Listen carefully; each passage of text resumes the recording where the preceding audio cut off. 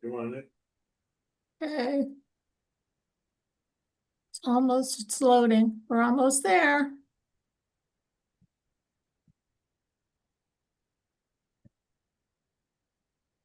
Welcome to Stock Time to Improv. I'm Mary Scott with Business Riff, and I want startups to be wildly successful. One of the things that can help you get visibility and credibility are Google profiles. And we have Craig Darling today from Darling Local, and we're going to be talking about just that. Thanks so much for coming, Craig. It's a pleasure to be here, Mary. I appreciate the invitation, and I hope we can share something with your followers that will make an impact on their businesses. Okay, so what's a Google profile and how do you get one? Well, the first thing, let me make a complex answer simple, okay? A Google profile is actually a listing on Google that is the hierarchy for digital infrastructure anymore. And what I mean by that is when you have a Google business profile and it's properly optimized, it's synced with Facebook and TikTok and Instagram and LinkedIn, all of the social media channels, including YouTube. And what it does is it directs the signals from your social media channel and the content that you build and reviews, etc. It sends all of that to index on Google, Bing, and Apple. So that's what a Google business profile is. But the short answer is it's a listing. It's a business listing that's directly on search. How do you get one? Pretty simple. You go to business.google.com and you follow the steps. It's that simple. And I have, generally in a week, this week already, I've helped 3 people at no fee generate and create their Google business profiles.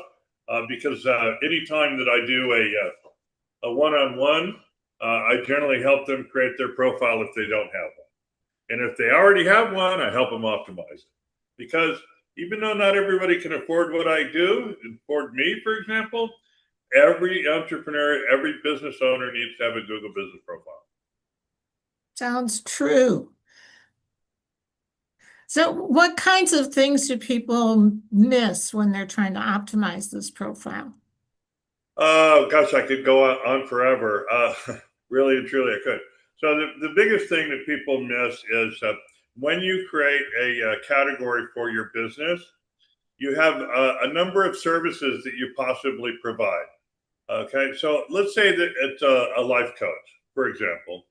That life coach isn't just a life coach. They help people get through rough situations, deal with grief, deal with loss, deal with excess money, whatever. All of the things that a life coach could do, those are all services on a Google business profile.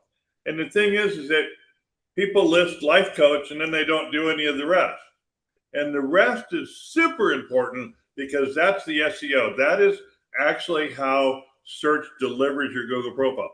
So you get to go in and define each one of those services, and you get 300 characters, letters, and spaces to add the SEO to each service. That's the biggest thing that everyone misses. Okay. And where in a Google profile can you get people to send reviews about you? Yeah, that's really cool. There's a number of ways to do it. First off, if you have a Google business profile, when you go to the Get More Reviews link, which is right there at the top of your dashboard, when you click on it, it gives you a link that you can embed in an email. So when you're sending out emails to your clients, they could give you a review. And it also gives you a QR code that you can use to gather reviews, instantly on the fly. And then anyone that wants one, this is one of our companies. It's called Review Engine, reviewengine.com, REVU engine.com. And we give these cards away. There's an NFC chip in it. There's a QR code on it. And when you ask somebody for a review, they say, oh, yeah, sure, I got to look it up. And you go, oh, no. And you just tap this to one's phone, and it pulls up the Google business profile. So there's a number of ways to get reviews. The important thing to remember about reviews is not how you get them, but how important they are. An entrepreneur needs to get at least one review a week to stay relevant. So a lot of times they'll go gung-ho and they'll get 10, 12 reviews in 1 week, but then they won't get any more reviews. And so all of that energy has been wasted. So just get regularly 1 review a week, 1 or 2 a week, and that's all that you need to keep your Google business profile active in what Google's algorithm defines as activity. Okay, that sounds really good. I'm thinking also in terms of not-for-profits, they also need to get reviews and stay relevant in Google. What kind of, do you post things in your Google profile?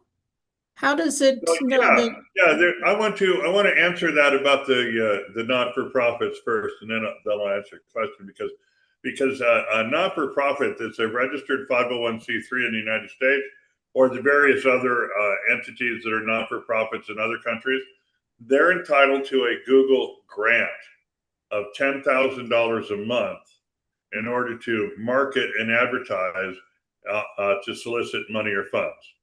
So, for example, there's an orphanage right up the street here. They don't have any money at all, and a lot of their employees were working to help the children. And we hooked them up with the Google grant, and now they generally get subscriptions of $10 a month. Now, it doesn't seem like a lot, but when you have 1,000 of them, or 2,000 of them, or even 5,000, it's quite a bit of money. So a Google grant is really important, and a Google business profile definitely works hand in hand with 501c3s. Okay. Wow. So I just wanted that to go out there because you mentioned the 501c3s. I thought, well, maybe you have client people watching that are in that not-for-profit space. And We really do. important. We have social entrepreneurs who are not-for-profits and doing that. So any 501c3, do people have to compete for these Google grants? Nope. And they don't have to, other than a simple 5-10 minute application process. As long as they're a legitimate 501c3, they're working within the bounds of the law, they're going to get the Google grant. And then the hard part is once you get the grant, is setting up the ads to run properly. So we actually do that. We have a company in Nashville that we partner with that helps the not-for-profits do that. It's very, very inexpensive. Less than $300 a month. Wow. To manage $10,000 worth of ads. That's a significant savings. That's excellent. That's really good information. So let's talk again for regular businesses about Google profiles. What other kinds of things do people need to know? So people might not realize that they can put products on their Google business profile. So let's say if you're selling widget 1, you can have that on your profile, and people can actually click it and buy it directly from your Google profile. In addition to that, if it's relevant to what somebody's searching for, it can do one of two things. It can deliver the product to the search result independent of the Google profile, or it can deliver the entire Google profile, which is just amazing. And then again, you get 1,500 characters to define your products for search. So this is powerful, and 99% of the Google profiles that I look at, they have no product listings on them at all. In fact, like 92% of the Google profiles that we look at aren't even being managed. And a Google profile is not a set it and forget it. It needs to be managed on a regular basis. Otherwise, Google and more importantly now, AI are just going to ignore your business, because AI is actually recommending businesses now. AI is basically making sure you're going to get seen if they want to share you with the world, or you're not going to get seen. They made the decision before anyone even searches. So it's really important to have a managed Google profile to stay up with the AI. And I mean Chat, Perplexity, Llama, Grok, and the Gemini. Yeah, they're talking about not just SEO, but AEO, right? Correct. AEO. Now, generative search is really what's coming. We have kind of been having our clients steer away from SEO for about the last 24, 26 months, something like that. Okay. How do Google profiles deal with video? I mean, should you put video on your profile or just keep it with You can. stills?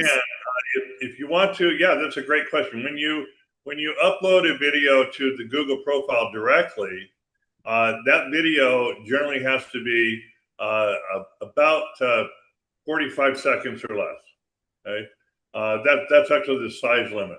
But what you do a little differently is you can connect your YouTube channel to your Google Business profile, and that makes all of the videos that you're uploading to YouTube also index to normal search.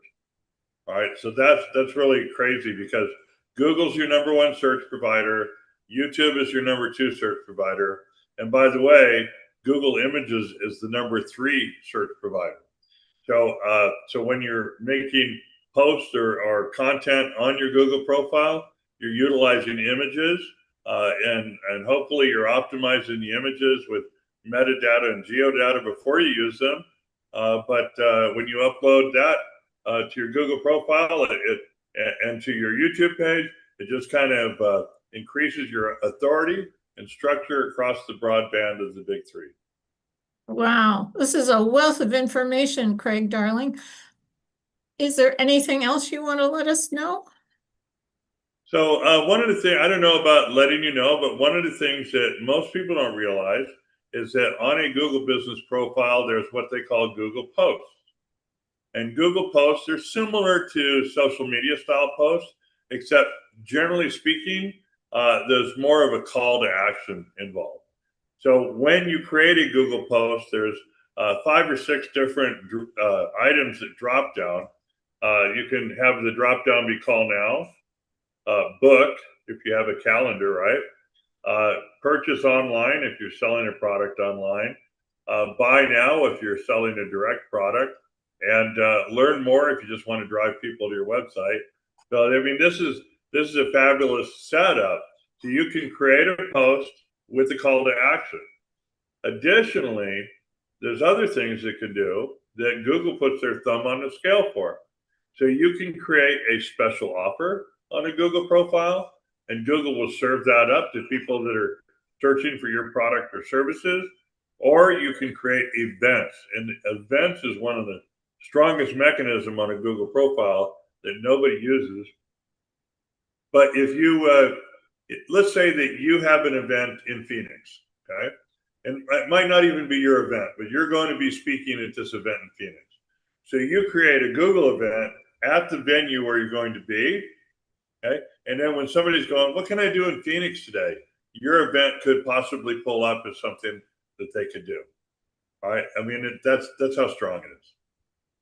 Super. Well, thanks again for coming, Craig Darling of Darling Local. We'll put your contact information in comments so people can get a hold of you later. And I'm Mary Scott with Business Riff. I want startups to be wildly successful. And one of the best things you can do to accomplish that is book a call with me at businessriff.com. And join us again next time for Stuck, Time to Improv.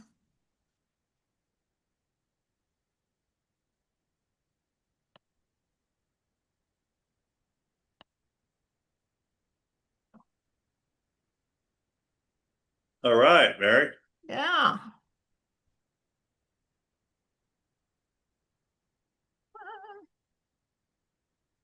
Is that the total of it? Or are we doing another? No, that's it. I'm just trying to stop the YouTube recording. Oh, okay. Hi, YouTube world.